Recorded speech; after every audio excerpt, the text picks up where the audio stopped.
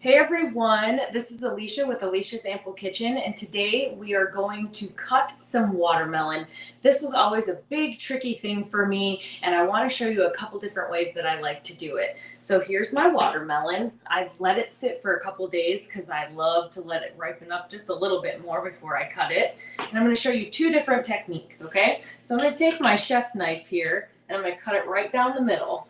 That's where we're going to start.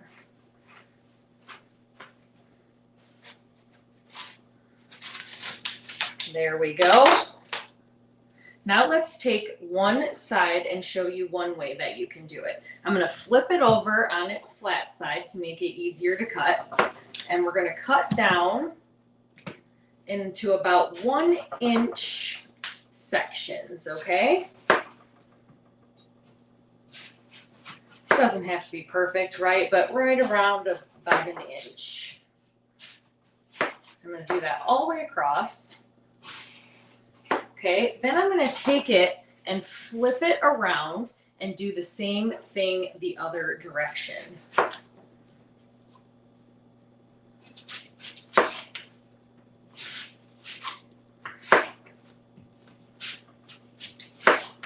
And what this does is kind of make these fun little, almost like fries. They kind of remind me of fries, just a little bit thicker.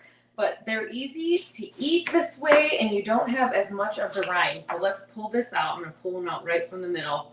Look at that. How cute is that? And how perfect would it be to set it along a fun charcuterie board or in a serving bowl, and then you just grab the one little piece out and eat it, and it doesn't get your whole face all messy. So that's one tip and trick of how I like to cut watermelon. Let's do the other one now, okay? So I'm going to move this over. I'm just going to move it over just like this, and I'll put it in my serving bowl in a little bit. So for this trick, same concept, okay? I'm going to cut, but then I also want to cut this end off of here as well, just to kind of give me a nice flat surface, okay? So now I have a flat surface to sit it on, and I'm going to cut along and take off the skin and the rind, okay? And I'm just going to kind of cut down each section. And we want to get that rind off of there as well. And I just kind of follow the groove along the side. And I'm going to keep turning, keep working on getting that rind. And this is if I want to cube my watermelon and not have any skin or rind on it whatsoever. So if I'm putting it inside of a salad, or I sometimes like to make little like fruit kebabs, and I want them nice and cubed for that reason, okay? So we're gonna keep working this around. And I like to take a little bit off at a time because, you know, I can always go back and trim off what's left over, but I can't put it back on, right? So I kind of go around, taking my time a little bit, making sure I'm not getting too much of the actual fruit. Let me move this over here. I always feel like I have tons of room until I start to do one of these, and I'm like, where's all my room? So it looks like I did pretty good. I just got to get the bottom off here. Now, every watermelon's going to be a little different, right, because of the shape. This one was a little more ovally, so I got to get that part off the bottom as well. There we go. Perfect. Now I'm going to take it, put it back down on the counter, and just start cutting into slices this way.